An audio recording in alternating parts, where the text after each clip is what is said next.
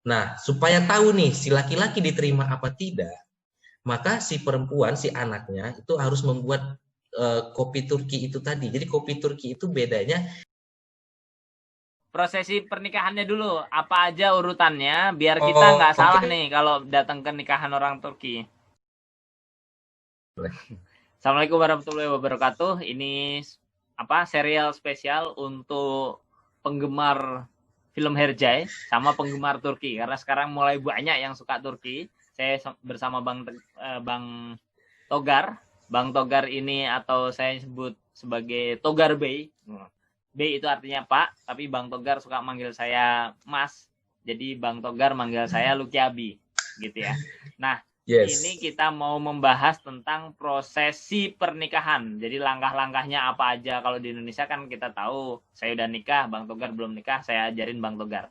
Jadi Bang Togar kalau di Indonesia biasanya di banyak suku hampir sama bahwa kita ada proses namanya lamaran gitu ya. Cuma lamarannya beda-beda. Kalau ada beberapa suku yang memang agak sedikit rumit, ada yang sederhana sekali, ada yang dipepetin aja lamaran sama pernikahan gitu. Oke, sekarang kita mau Iya. belajar tentang proses proses di Turki ya untuk pernikahan gitu. Ya, silahkan Bang Togar. Bang Baik. Togar ini kita sebut sebagai ahlinya budaya Turki. Ayo Bang Aduh. Togar. Enggak ya, enggak ya. Itu disclaimer yang salah. Lumayan lama, 6 tahun di Turki. Kalau misalnya saya tambah 1 tahun lagi, saya udah bisa buat ini, mungkin udah bisa buat kewarganegaraan Turki ya. Oke. Siap Togar B. Oh jadi, oh baik, Luki Abi, ini saya bahas pernikahannya. Nah, Ya, ini kalau ya. bahas pernikahan ini, kalau pernikahan di Turki itu otomatis kita bakal bahas namanya Turkafesi atau kopi Turki. Apa Oke. kopi Turki? Jadi Nah, kahve itu kopi Turki, artinya tuh kopi ya. Kahve kahve itu kopi. KAHVE. Kalau V di bahasa Turki Yes. bacanya W ya. Ini V tapi kalau di Turki bacanya W kayak WW gini ya. Bacanya gitu. Ya, bener ya? Ya, Oke, oke. Lanjut, ya. Turk kahvesi. Jadi kopi Iya. Turki. Mungkin kalau misalnya untuk penggemarnya Herjai di situ bisa lihat Miran kok bisa-bisanya gitu ya datang ke rumah keluarganya kakek Nasum ya, kakek Nasum Sadolu tiba-tiba langsung mau minta anaknya si Reyan gitu. Hmm. Nah, jadi sebenarnya memang kalau untuk kesehariannya nggak seperti itu sebenarnya. Itu karena di filmnya aja. Tapi memang ada juga karena kan kita sebagai laki-laki juga sebenarnya nggak butuh wali juga kan untuk menikah ya. Laki-laki bisa bisa datang sendiri untuk nikah. Tapi ya ada juga beberapa teman saya yang seperti itu yang datang langsung ke rumah perempuan tanpa bawa orang tua untuk menikah. Tapi emang biasanya memang sama juga kayak di Indonesia datang bawa orang tua. Dan biasanya kita yang laki-laki, pihak laki-laki itu datang ke sana bawa lokum. Jadi lokum itu Lokum ini manisan, manisan. dia Kalau di manisan Indonesia atau lokum atau sejenis coklat pokoknya yang manis-manis. sejenis jenang sebenarnya tapi manis banget. Jadi dia agak kenyal Iya, tapi manis banget. Ya, lanjut. iya kenyal. Lanjut. Nah, biasanya bawa bawa hadiah atau bawa yang manis-manis, sebut sheker lah kita nyebutnya, manisan. Bahasa Turkinya sheker. Sheker itu gula sebenarnya, manis, tapi ya sheker juga disebut apa namanya manisan. Nah, jadi yang laki-laki, pihak laki-laki bawa keluarganya datang ke rumah si perempuan. Si perempuan nggak boleh keluar, tapi yang di depan cuma ada ayah sama ibu si perempuan. Nah, supaya tahu nih si laki-laki diterima apa tidak, maka si perempuan, si anaknya itu harus membuat kopi Turki itu tadi. Jadi kopi Turki itu bedanya dia gelasnya kecil dan dia emang sangat pekat. Jadi memang ukuran kadar kopinya itu bisa ke kopi bubuk yang bukan yang tersaring ya, bukan kopi bubuk kayak Arabica, kayak Torabika. Boleh sebut merek nggak nih Om? Nggak apa-apa, nggak apa-apa. Kita masih Nggak apa ya. grup kecil, Nah, grup kecil jadi nggak apa-apa. oh lebih kecil. Nggak masalah ya. Jadi bukan kayak kopi Torabika yang kalau misalnya kita aduk hilang semua ya. Jadi memang kopinya kopinya nggak hilang, jadi memang pekat di bawah. Gelasnya kecil, kayak kalau Lucky Abi juga kayak gelas kalau misalnya pergi haji tuh pulang ada bawa gelas untuk minum air zam-zam. Nah, mirip seperti itu. Dan kalau dari Turki ke Indonesia memang cocok untuk jadiin hadiah set si gelas-gelas kopi Turki karena cantik-cantik ini ya desainnya. Nah, si perempuan itu harus buat kopi Turki dan disajikan langsung oleh dia ke meja ruang tamunya. Nanti kan si perempuan ngintip-ngintip tuh dari belakang tuh ngeliatin calonnya nih. Nah, kalau misalnya sekarang kan ya pasti udah ada kultur pacaran ya, mungkin ya. Saya udah paling udah kenal juga sebelumnya. Tapi kan kalau dulu kan mungkin masih ya tiba-tiba datang ke rumah minta si anak perempuan supaya tahu si laki-laki itu diterima atau tidak, kopinya manis atau asin. Nah, kalau manis? Jadi kalau misalnya si perempuannya kalau manis berarti diterima. Kalau si perempuan kasih garam, berarti ditolak. Buat gitu. Yang jadi si tanpa harus ya? dibilang apa-apa. Buat tamunya ya. Buat si tamunya. Kalau orang tuanya nggak dikasih garam juga? Dikasih dua-duanya. Oh, dua-duanya dikasih. Jadi orang tuanya juga tahu bahwa ini ditolak. Jadi, gitu ya? Jadi paham. Nah, jadi paham kalau ini ditolak. Berarti udah dari situ omongan udah selesai. Pulang. Kalau misalnya diterima ya lanjut proses selanjutnya ya sama mirip kayak yang di Indonesia juga. Kalau nggak dikasih kopi nggak dikasih gula nggak dikasih garam, kopinya pahit aja. Oh nggak mungkin. Mungkin kalau karena mikir ya. Karena mikir-mikir dulu ya. Dan dari kopi Turki itu juga uniknya selain untuk pernikahan itu juga bisa ngeramal katanya. Oh, gimana? Ramal apa? Iya. Jadi kan tadi kan jadi masih ada ampas kopinya ya. Kalau misalnya kita minum kopi itu, jadi sebenarnya itu kopi Turki itu juga menjebak itu. Udah gelasnya kecil, ampasnya setengah gelas. Jadi emang rugi sebenarnya minum kopi Turki.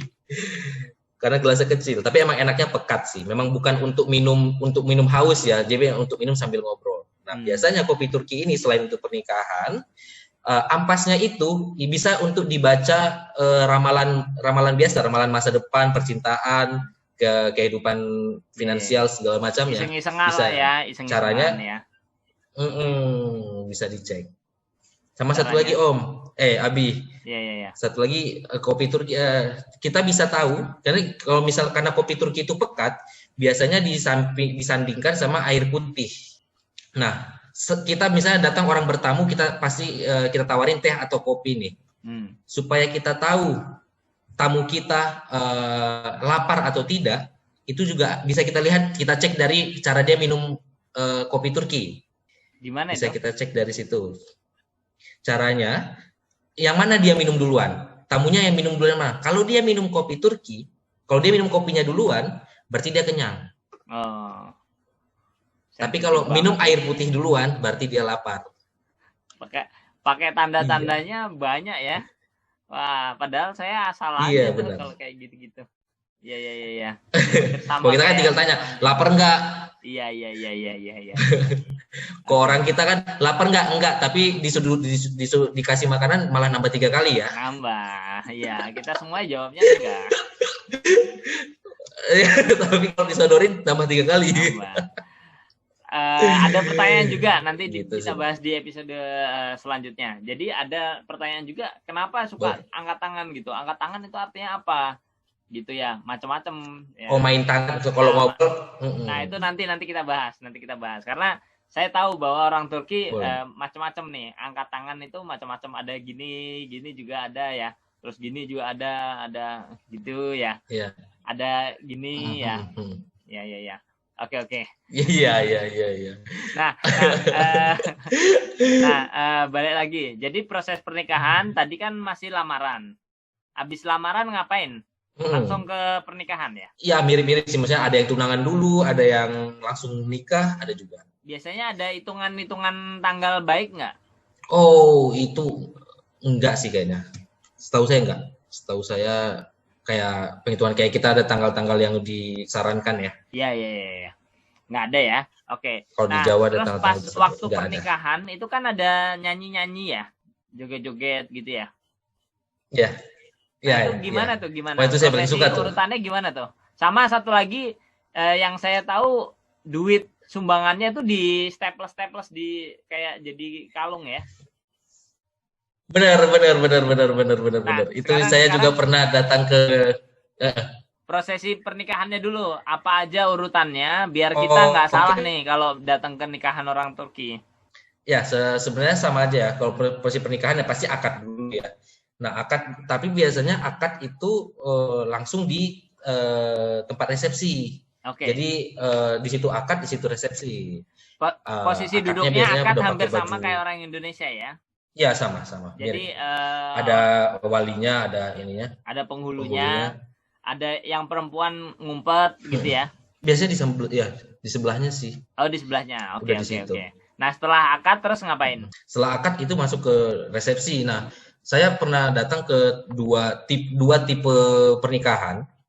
Yang pertama ini yang pernikahan ala-ala kota.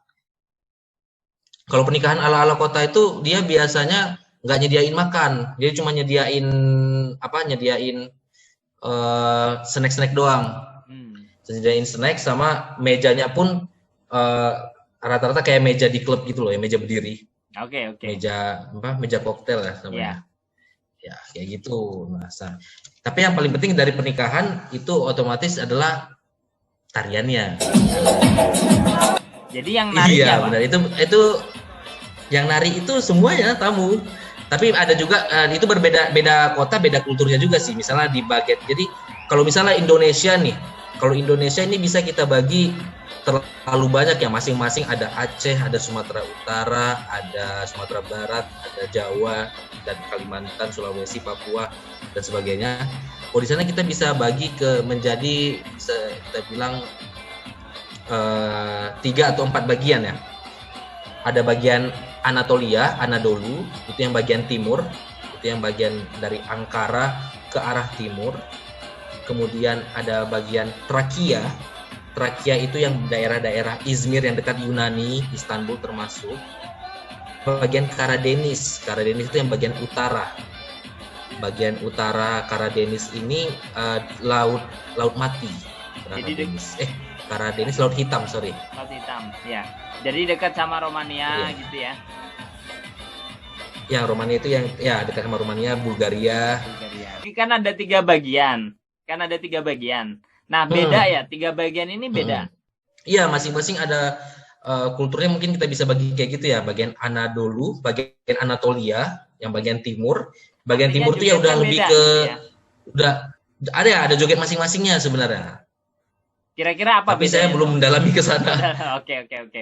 Oh, tapi beda. Intinya bahwa masing-masingnya juga sama, ada jogetnya, dan kalau bisa setiap tamu ikut joget ya. Ya, jadi kalau misalnya kalau di Instagram itu ada meme-nya itu. Kalau misalnya sahabat saya yang nikah, saya akan nari kayak gini. Karena kalau memang sahabat, dia pasti nari sampai kayak orang gila gitu. Karena saking senangnya sahabatnya menikah. Jadi semakin dekat, maka harusnya dia semakin semangat narinya. Narinya gampang aja, angkat tangan 2 ke atas, terus udah goyang-goyang aja. Oh gitu. Karena kalau perbedaannya mungkin gini ya, di Indonesia kalau kita mungkin biasa lebih karaoke ya, ada panggung untuk nyanyi. Iya.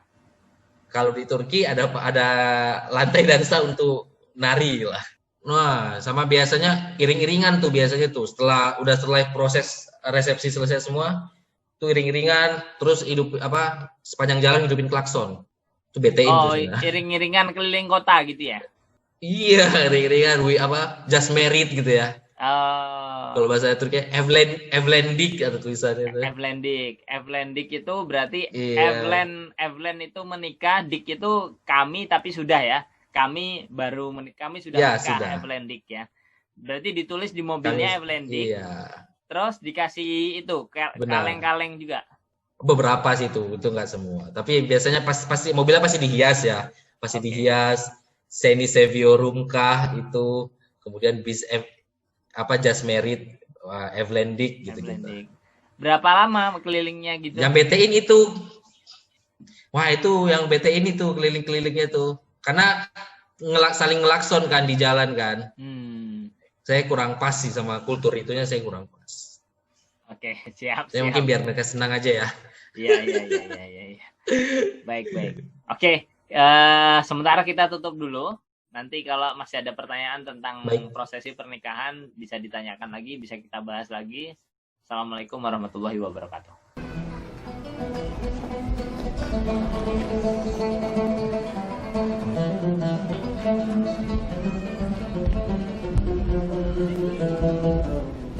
Thank you.